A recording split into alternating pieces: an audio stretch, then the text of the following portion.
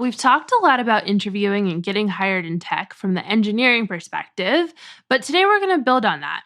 We have a special guest, Hilliary Turnipseed, the founder of Hill Street Strategies, and we're going to talk about hiring from the recruiting perspective. Let's get started. Welcome to the Ladybug Podcast. I'm Kelly. I'm Allie. And I'm Emma, and we're debugging the tech industry. Are you a developer looking for your next challenge? Meet Shopify. They're on a mission to make commerce better for everyone, and they do things a bit differently. They don't tell you how to solve problems. They give you the tools, trust, and autonomy to build new solutions. They don't want you to work alone. They're structured so you can leverage the diverse perspectives across teams in everything you do. And they don't pretend to have all the answers. They're big enough for you to tackle problems at scale, but small enough for you to discover and solve new problems. If you're a builder at heart who wants to solve highly technical problems, if you want to take all of your life experiences and apply them to a blank canvas, or if you want to access really powerful tools, Shopify is the place for you. Visit shopify.com/careers today. Awesome. Well, welcome, Hilliary. We're so excited to have you on the show. Thank you for having me. Yeah, so excited. First off, do you want to tell us about yourself and what you're involved in, what you do for work, all that? I've been in the DC area in DC for about 15 years. And my first job out of school was in recruitment. So what I do professionally has always been in and out of the talent acquisition, talent management space, which is just a fancy way of saying I hire people. Yeah. So as a first job out of school, I realized pretty quickly that this was something that was naturally really exciting for me to do. I think I'm an empathetic person. I like to help, but this was a way to do it, but also be compensated for it and pay off student loans. And so I started off in the sort of staffing agency world, which is really just numbers driven sales, really transactional. And that's just not why I do what I do. I do it for the people. I'm people motivated, not necessarily money motivated. And so I quickly realized I wanted to support one brand in-house and really be a strategic business partner and help a company be successful, because people are your most valuable asset. And so throughout the course of my career, I have supported hiring efforts for tech companies. And so sort of sitting at the intersection of tech, media, and education. So working for brands like Discovery Communications or Politico, but most recently getting a taste for the startup life, which was really interesting, going from larger brands to something totally different and being more of a team of one. But it was in that time I got really hooked into really understanding more of what went into building products and the engineering around it. And I also really wanted to understand why people were having an issue finding women or people of color in their engineering teams. And so even though I've been in DC for a long time, my family actually lives in the Bay Area. And so I would often go home and, talk to my network out there and just see what Silicon Valley was doing and how they were doing it wrong. And I was on just sort of a mission to bring all the cool stuff to DC and sort of get it right, or at least sort of figure it out. And Allie, that's how you and I met. Part of that was me really building more of a connection with the DC tech community, because I really just wanted to connect the dots and understand why there was this notion of it being a pipeline problem. And then as I was interviewing and as I was proactively reaching out to women and people of color and just saying, hey, I have this role, I'd love to talk, I realized it was a combination of things. Women, especially women of color, we do a really good job at getting in our own way and often kind of talking ourselves out of things. And the imposter syndrome is real. And then on the flip side, being a team of one really and reporting directly to the C-level leadership of this organization and really understanding from a business perspective what needed to happen, I realized it was a combination of us, and I say women, people of color, that's how I identify, really not even giving ourselves the opportunity to even be considered, but also the recruiting process and the interviewing process in tech is broken. Most companies, most businesses, most managers have no idea what they're looking for. And no one, at least in my opinion, is ever really fully trained on how to interview.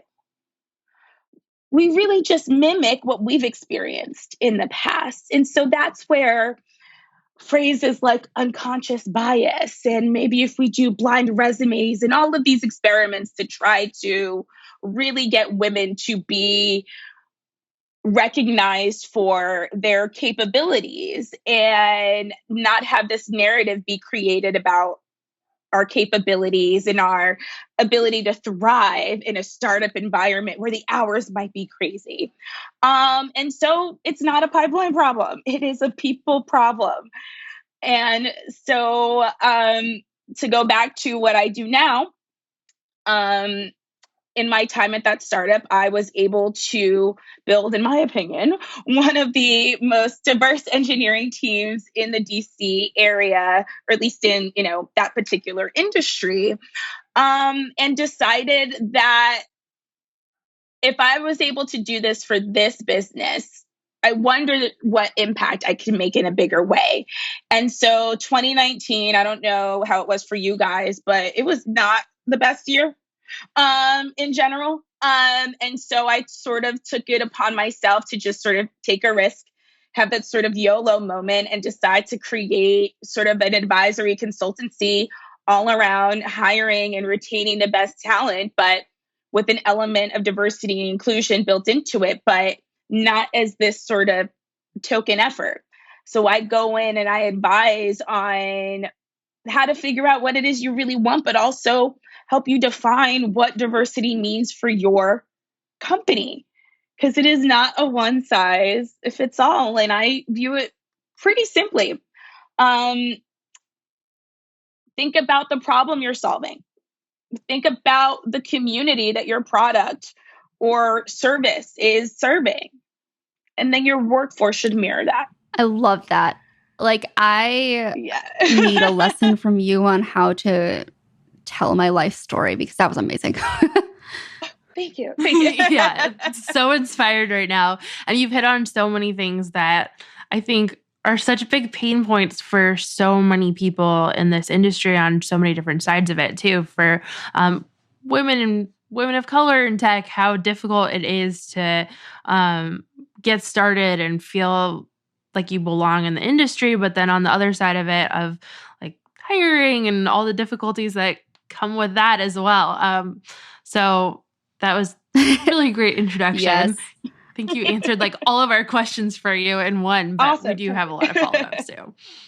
I love it. Yeah. So tell us about your company. Like, I love a good founder story, naturally. So what is your current day-to-day like? Who do you work with certain industries, certain size companies? Like, tell me everything.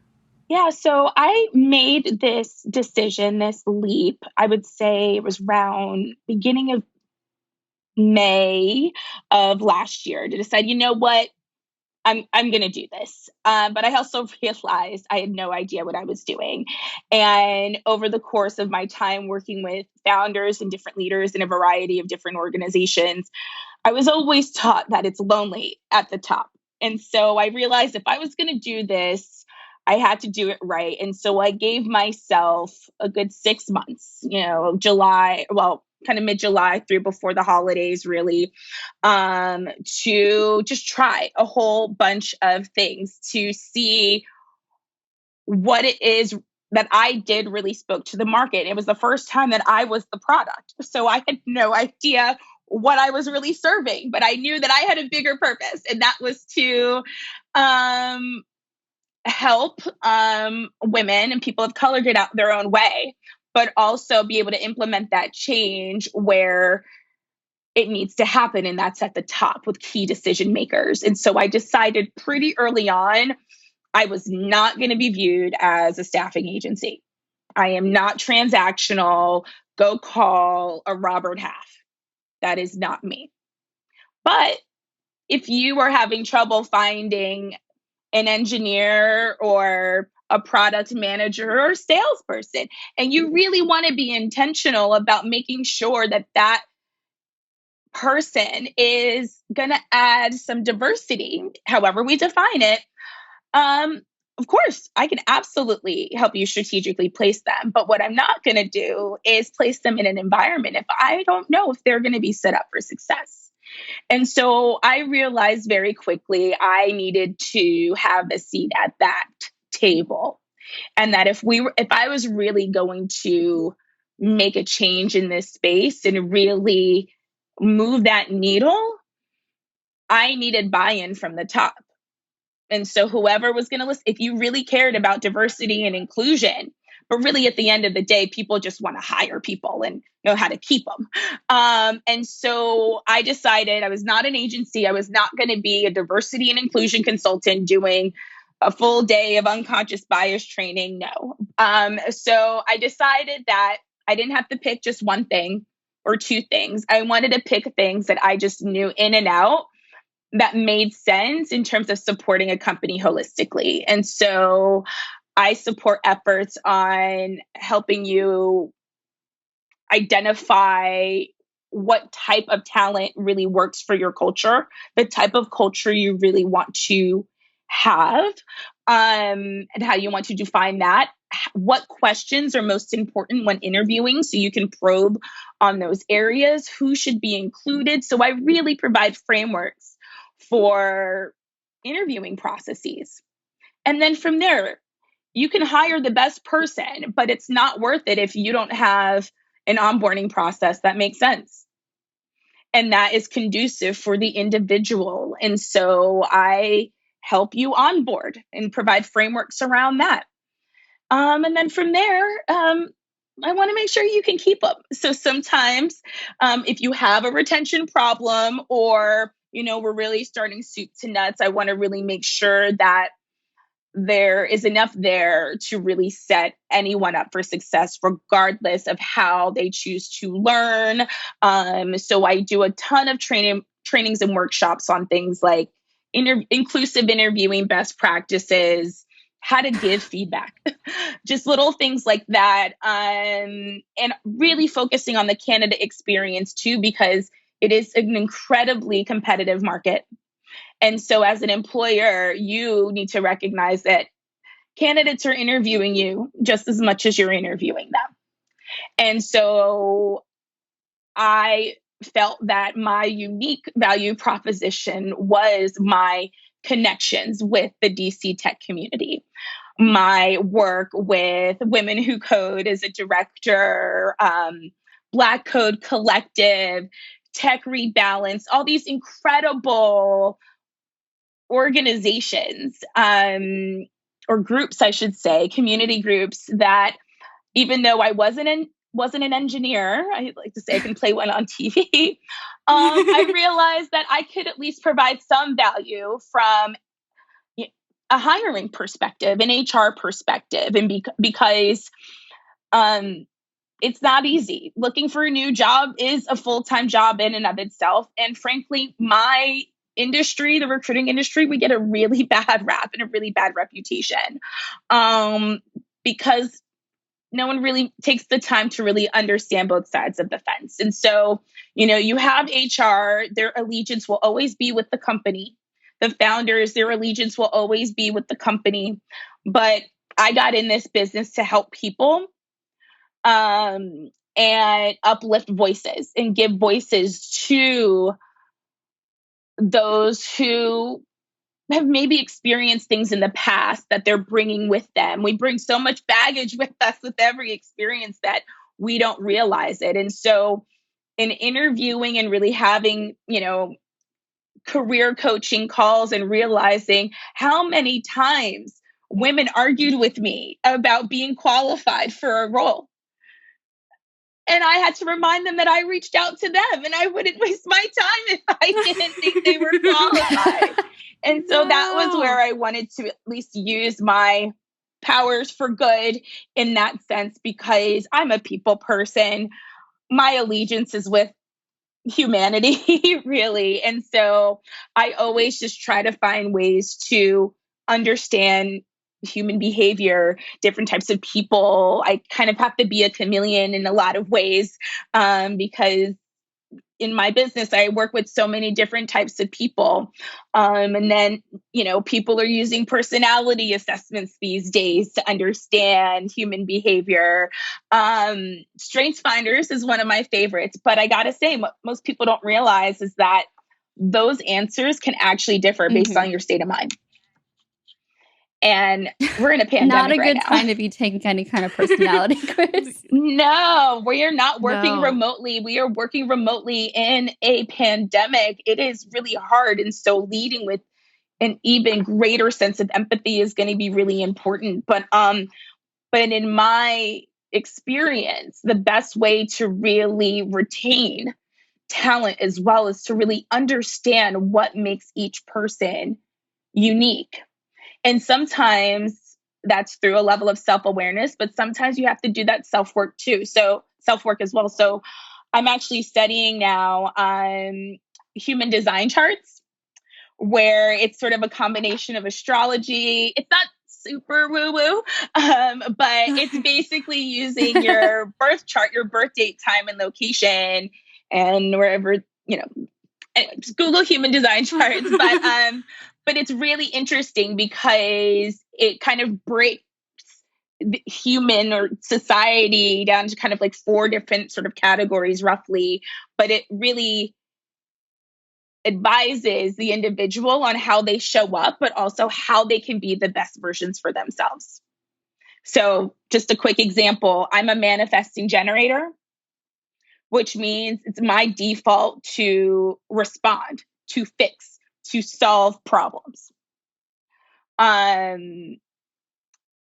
Projectors, on the other hand, I believe it's projectors. I'm still studying, so please just Google it. I might be wrong. Full disclaimer, I'm not certified in this. But projectors, on the other hand, wait for the invitation to be invited to solve the problem. I go for it. I manifest it. I'm like, this is happening because I see the problem and I'm going to fix it. And why would we wait? And da da da da da da.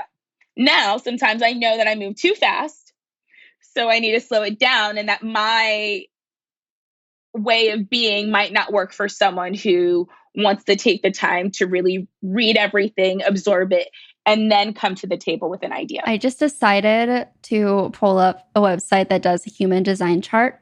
My type is reflector. You were rare. You were rare.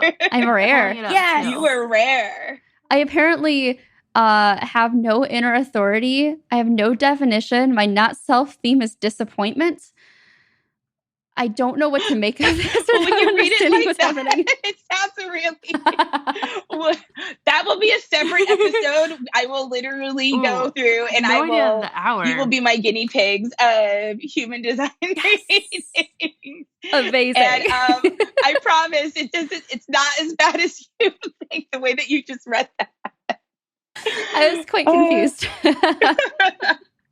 No, but it's a really great way to really make sure that your teams individually are working in their optimal state. Because it's usually miscommunications or just that lack of understanding or slowing down just to understand, or let people sort of catch up, especially in startups. There's that rush to solve bias. You got to move fast, fail fast, and all of that crazy jabroniness. And it is, for me, and one of the ways that I think I was able to build such a diverse senior level team was because I actually slowed it down and I took the time to rethink how we were doing things. And I was fortunate enough to work with a great female chief technology officer who had all the ideas, and then I was able to implement it. And so it was a really good team effort. You have to have that sponsorship from the top in order to really implement change, and change is not easy for everyone. So I was met with a lot of groans and just slowing things down. I don't understand. And but I always said, listen, if I'm wrong, I'll own it, move on. You always want to own your mistakes. It's, one of the things as women, we apologize way too much. But also it's a sign of growth to acknowledge and apologize if you did something actually wrong. So it's that balance. But yeah, I believe I can remember correctly. Numbers sometimes are not my friend, but the beginning of, so it was January 2019, the beginning of the year from hell. I was able to, my first 7 hires, I believe, in engineering were all female. Wow, that's amazing. Wow. At different levels too. And I love challenging hiring managers and founders to this day of, well, obviously, we'd love to have a diverse candidate in this space, but it's just not out. I was like, oh, but you just don't know where you're looking. But if I happen to stumble upon one, would you want me to send them to you? Yeah, sure. So I always like to prove people wrong. But one thing that it's part of my rules of engagement and how I operate as a business owner now, because integrity and reputation is really key. This world is small. I'm all about setting realistic expectations. So you will always get the truth from me. Sometimes I've been told I'm too transparent, but I don't like surprises, and I don't like surprises. And I don't like to sell a dream or oversell and underdeliver. I'd rather scare you out of a job than hire you into something and then have you come at me later and be like, I lied to you. That's like one of my worst nightmares.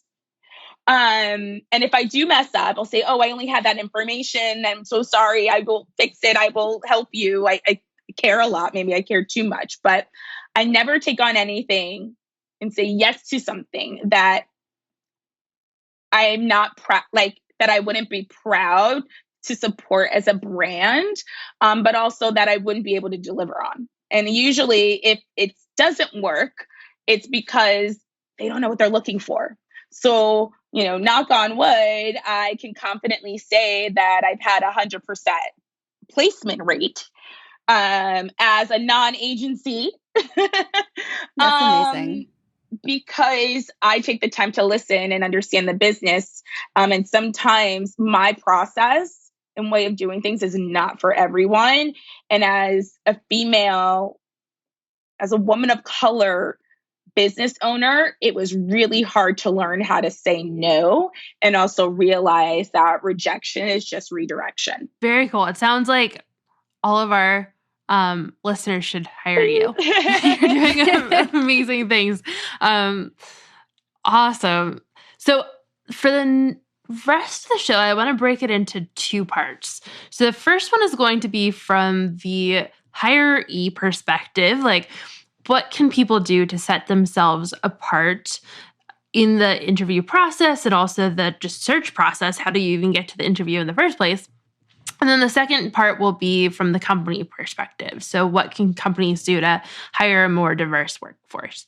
So my first question for you is, what advice would you give to somebody who's looking to get their first role in tech? Great. Loaded question. Yeah, that's a super loaded question. Yeah. I'm going to answer this from the angle of you are not graduating from a 4-year university in computers with a computer science degree. I'm going to answer this from the lens of you're doing a career change, non-traditional background. Awesome. So I'll start with the advice first, because I feel like everyone needs to hear this from time to time. When you apply for a job, when you look for a new job, I mentioned this earlier, it is like a full-time job in and of itself. You're throwing resumes out there. They're going into a black hole. You don't know who's looking. There's all these weird rounds and you have to do assessments, make sense. And there's no communication in the process and it's just frustrating. So some stats. Most recruiters look at resumes for an average of 5 to 7 seconds. The larger the brand, you have to assume that you are one of 500 resumes. And a recruiter is going to either leverage their applicant tracking system and search keywords that match up to the job description, and then they'll narrow it down from there. Or they'll just look at the first maybe 10 or 20 that look good and then just go from there. It's important for you to know that you're not alone and that it's not personal, and you need to be forgiving with yourself. Especially right now, the unemployment rate in the US is, I have no words for it. So it's too high. And so everything that you... It's also worth noting that we're recording this episode like in May, early May, during the peak of the pandemic. We've been having these weekly unemployment reports. This episode is going to launch in June, so giving a time frame around that. The long-term impacts of COVID really are everything that you've ever learned about recruiting or cover letters and how to interview best. It's sort of, you got to throw it all out the window right now, because we're all just still trying to make it day by day. And companies especially are going to lean towards being even more conservative right now in making an investment with anyone that they hire, because the cost of a bad hire could equal up to, I think, 80% of a first year salary. And it really just, I see now more than ever, things are changing. The status quo is no more. People are being comfortable now interviewing and hiring people that they've never met, or rethinking remote work in general. So I think that this is a great time now for non-traditional candidates to really get the upper hand. And so what I look for, and I think what any sort of tech company or startup really that is, that you'd want to work for, a brand that's, up and coming, latest technologies, it's exciting, a few things. It's a big pivot. And so you have to recognize that whatever environment you were coming in before, transitioning into the tech space, especially as a minority or as a woman, it is going to be incredibly different, or maybe the same depending on where you're coming from, but it's highly competitive. Most engineering team cultures I've seen and experienced are incredibly toxic. I'm hoping that's getting better. It's incredibly male, white dominated. And the way that you need to think about this is you are the product, essentially. And so you need to have a connection with that organization that you are applying for to leverage the transferable skills that you do have. Let's say you were really mission driven and you care about cancer research because it is really hitting home for you. And maybe you worked at a hospital for a period of time. If you have experience that directly connects to the community that company's product is serving, that automatically makes you a stronger engineer, because you're able to view things from a customer perspective. And so being technically capable is just one piece of the interview. And frankly, I hope we eventually do away with the coding challenges or things like that, or pay people for their time to do it.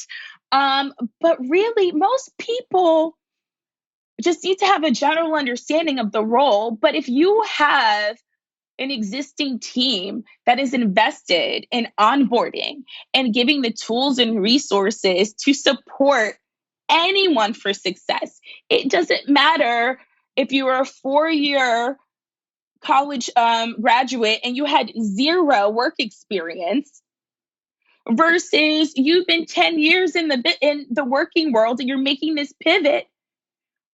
That 10-year plus person is way more valuable, because most products are solving a problem that there's a good chance they might have dealt with. And so don't focus too much on what language should I study? What's most popular right now? What are people doing?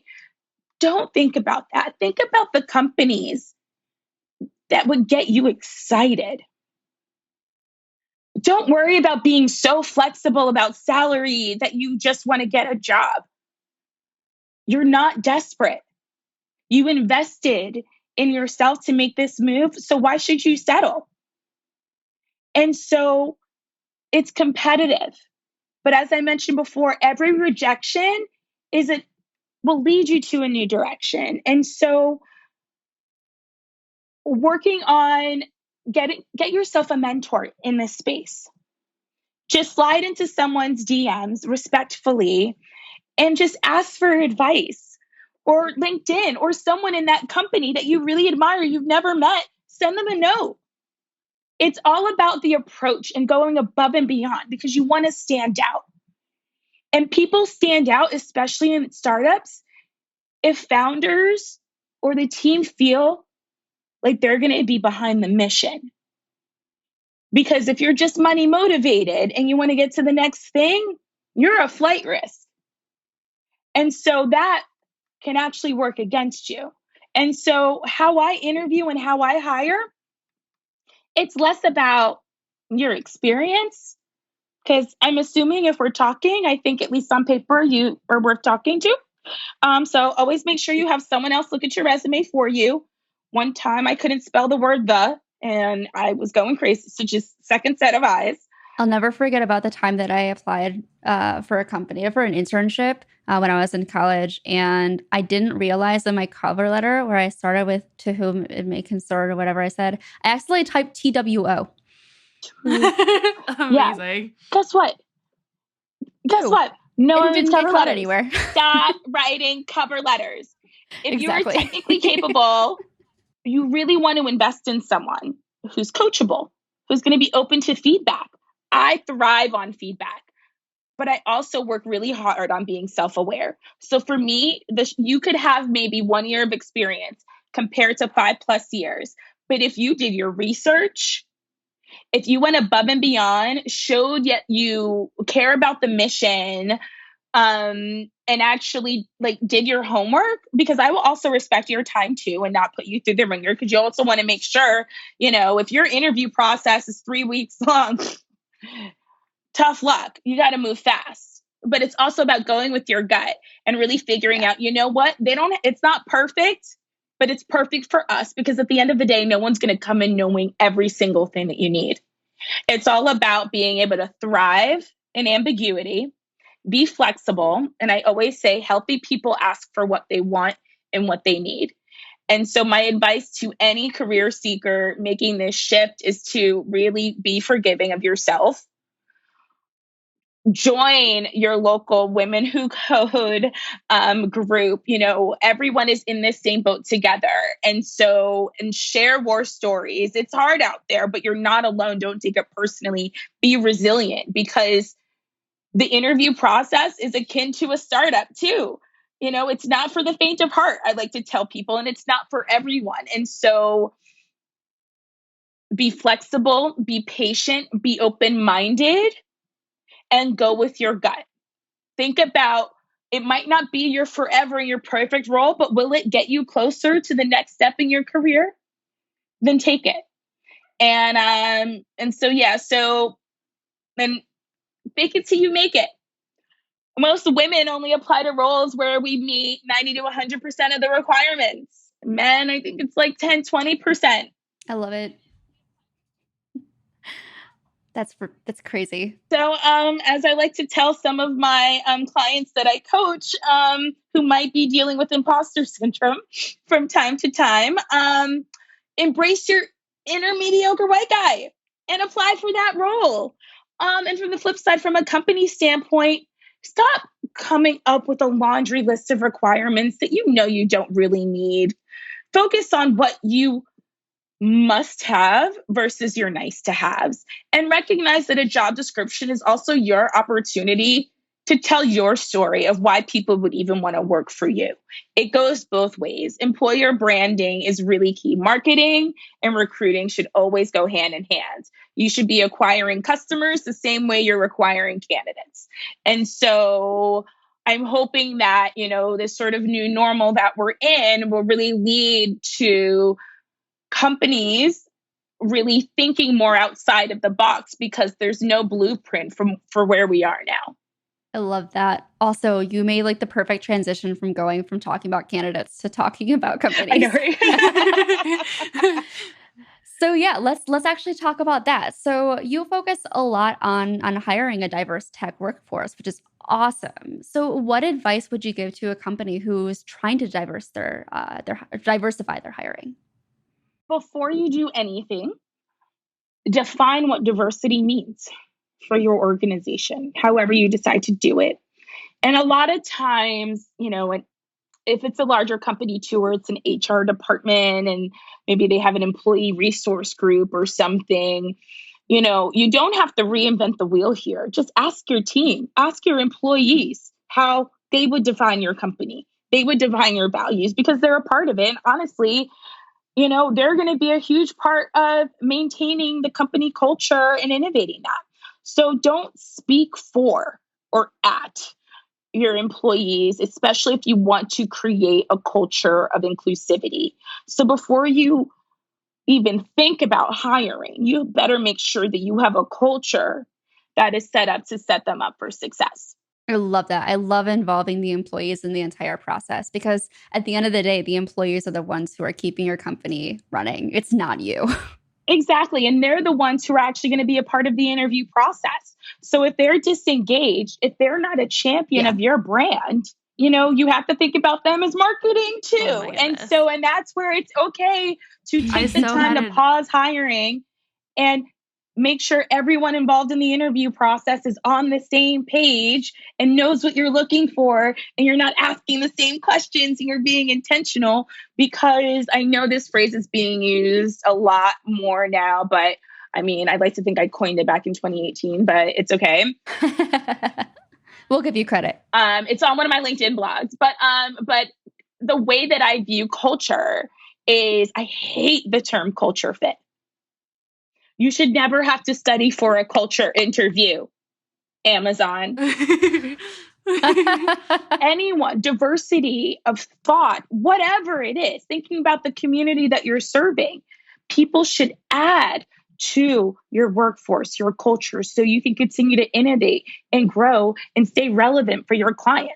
Think about how you're creating space for your employees to give you feedback. Think about, do you have a culture that values feedback? Because probably not a lot of folks, especially women and minorities, we're not really going to go to HR. We're worried about the repercussions. What if our manager is HR? Who do we go to? And so building ways where your employees can also give feedback anonymously, and you can always maintain a regular pulse of your culture. Everyone should have an employee net promoter score to see how their employees feel about the product, the direction of the company, and the confidence in their leadership. I see too many times managers or executives just make assumptions when really all you have to do is ask. It's amazing what asking a question can do. It's so easy.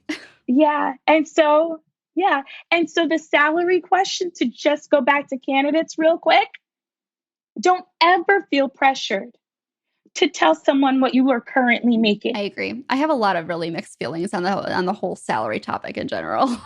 Yes, this is how I ask the question, just so you know, and then you can decide if this, if I was interviewing you, how you would feel about this question. But I say, especially in startups, if they're making a big pivot, I know it's hard. You don't want someone who's just going to clock in and out and not be engaged, but can be flexible, but you can work from home. Treat people like adults, everyone. I ask, where would you need to be, either at a minimum or at a range that would get you excited? I like that. I really like that. Yeah. And how women, and I ask that to everyone, how men, and respond and how women respond to that question are polar opposite. And, if anyone listening to this has experienced an interview with me before, I've been known from time to time to argue with female candidates in particular if I don't like their answer. I think that's good. It's a tough love, and so we need to be like, people need to be told that. We have to have our own backs as women. Yeah. And in my opinion, we meaning women, we are pretty responsible for the gender pay gap. Think about it. HR is a pretty female dominated industry. Yeah. We have that power to decide compensation and worth. And unconsciously, a lot of times, sometimes it's consciously, the microaggressions that come up between men, it happens. Women can be really nasty to one another, but I've just seen hiring managers, HR managers, recruiters alike assume that a woman candidate is junior and offer less. And then when I push back and say, why? What's the justification? They have this, and this. Oh, really? Oh, I just assumed. And so for me, I always push back. I always look at what the market rate is. I always want to know if we're competitive. And if we're not, I'll tell you we're not. A lot of times I'm used to having a really tight budget. But guess what, HR? It's okay. All you have to do is just be honest and say, we know our budget is under market. But to make up for it, we do have flexible working arrangements, this, and that. Because really, especially if it's a nonprofit and mission driven, one of my clients right now is Black Girls Code. If you are money motivated at Black Girls Code, we are having the wrong conversation.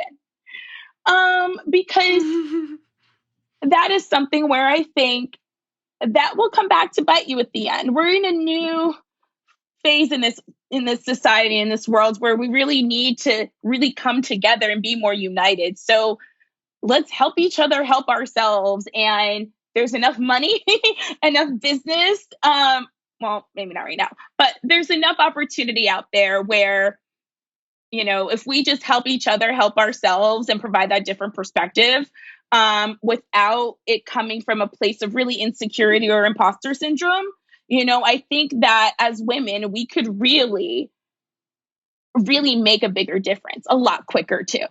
So we met because we were both co-directors of Women Who Code in DC, which is an amazing organization. It is so well attended. Like, DC is kind of a smaller city, especially for tech, I would say, but has, I think, the biggest Women Who Code chapter. And there are events almost every night with huge amounts of people on them. So that's like a huge shout out for Women Who Code in DC, but also elsewhere.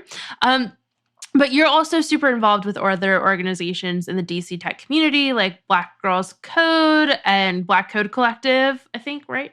Black Girls Code's national. Okay. Sorry. DC Fem, I would say. Oh, DC Femtech. Also another amazing one based in DC. Awesome. Why is that involvement so important to you, especially considering your role in your company? Initially, I was tasked in my last sort of in-house role that it was really important to have our engineering team in the office in DC, especially early on in the process.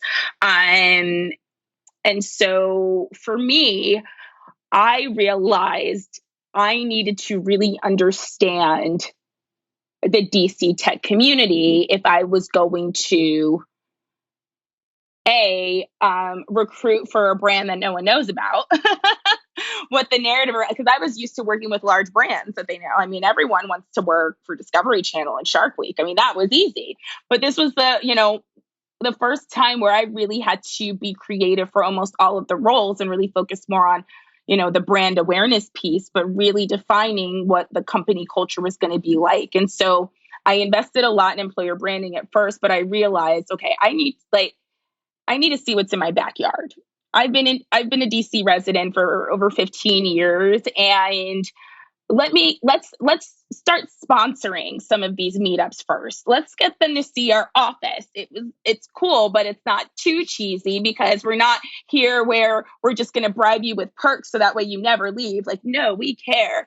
I really just wanted to just have just more regular conversations that wasn't in an interview, to really understand what engineers, regardless of gender, were looking for out of a new role.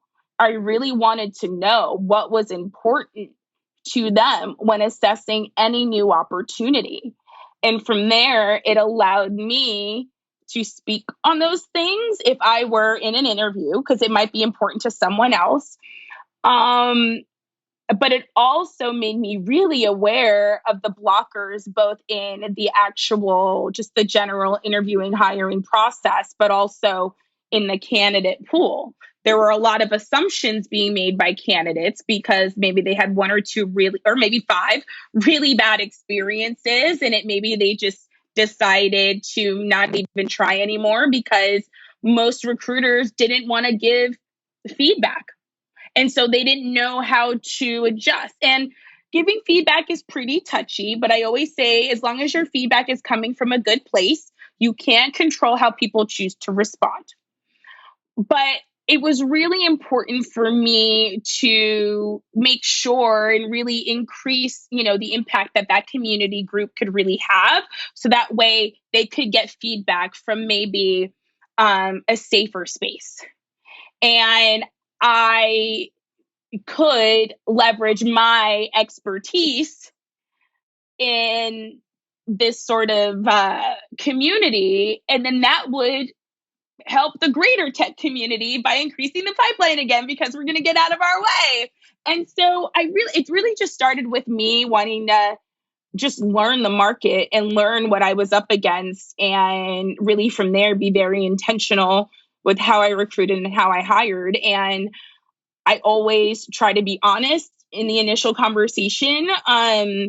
If it's not a fit, for a long time, I think naturally I try to avoid conflict, and I never want to hurt anyone's feelings. But, going back to if it's coming from a place of good and it will help, even just closing the loop. But also I made it a point, and it was something that we really had embedded in our culture, where if you came in the interview and you spent time, out of your day to interview and we didn't move forward, I'm going to give you a call and let you know. I'm not going to send you a blanket email. And so it's really just treating people how you want to be sort of treated. But I knew that there was so much I didn't know, and you don't know unless you ask. So I started off as sort of hosting, and then quickly the manifesting generator in me saw a lot of opportunity to improve processes and improve impact more. And so that was where I think I help a lot. It's hard for me to really say no. And so over time, I really just kind of got sucked in, and it's just, there's so many groups now that I think we're working to try to consolidate a little bit, but the demand is there and the need is there. And it's just a really exciting, it's a really special community, DC. And and I don't see myself leaving anytime soon, even though I do operate in New York, in the Bay Area, and LA as well. But DC, DC is definitely special.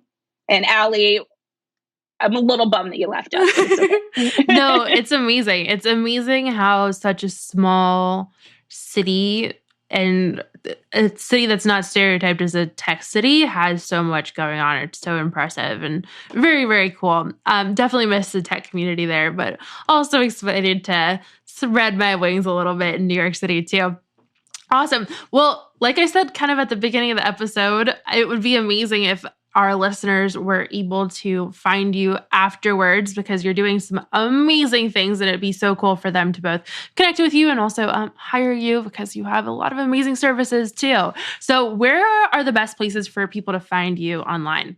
So the best place that has pretty much all of my contact information and links to my social is my company website, www.hillstreetstrategies.com.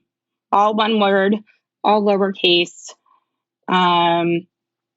If you do try to Google me, my name is spelled pretty interestingly. It's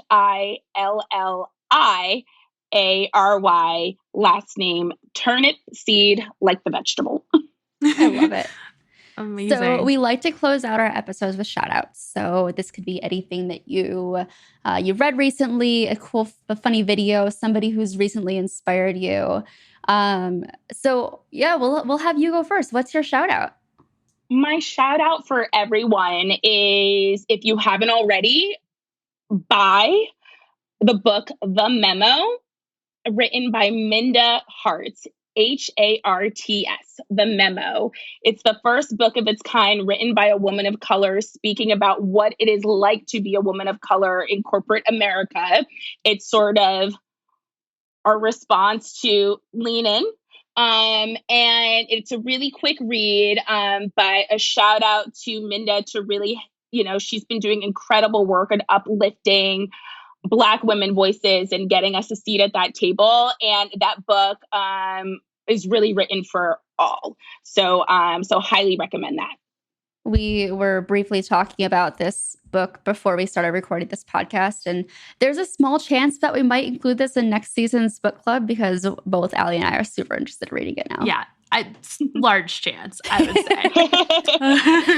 Allie, what's your shout out? Okay, mine is really random, and I keep just doing like quarantine shout outs because we're stuck at home. I'm stuck at home, and so mine is this How to Drink YouTube channel, and they have a bunch of cocktail recipes, and they're very well taught and fun and different. And I'm, trying different things, trying to learn new skills while I'm stuck at home. So I love that. Kelly, how about you? So mine, I know when this episode airs, it will be after our May Book Club episode, but I am actively reading Outliers by Malcolm Gladwell right now, and I am loving the book. It is super, super interesting. Just some really fascinating information in there. Again, by the time this launches, we will have a book club episode about it. I don't know what we're going to talk about yet, so I'm really excited. So awesome. Again, Hilliary, thank you so much for joining us. Thank you, guys. This was so much fun. And thank you all for listening to basically my long-winded TED Talks. That was amazing. I learned so much. Absolutely. So everyone, be sure to check out the show notes for this episode, because we actually included some bonus resources from Hilliary that you will not want to miss. If you like this episode, tweet about it. We'd love to read your feedback. And we have a special giveaway this time. Hilliary is giving away a super awesome 30-minute career jam session to ask her anything you want to brainstorm, review your resume, or answer any burning questions you have. Thank you so much for offering this. I think this is going to be really great. This is why I do what I do. I love it. We also have a Patreon now, so you can support us by visiting patreon.com/ladybugpodcast. This month's book club book for our Ladybug Book Club is Make It Stick by Peter C. Brown. You can join in on the discussion by joining our Goodreads group, and you can learn more about our future book club books by visiting our website at ladybug.dev. We post new podcasts every Monday, so make sure to subscribe to be notified and leave us a review.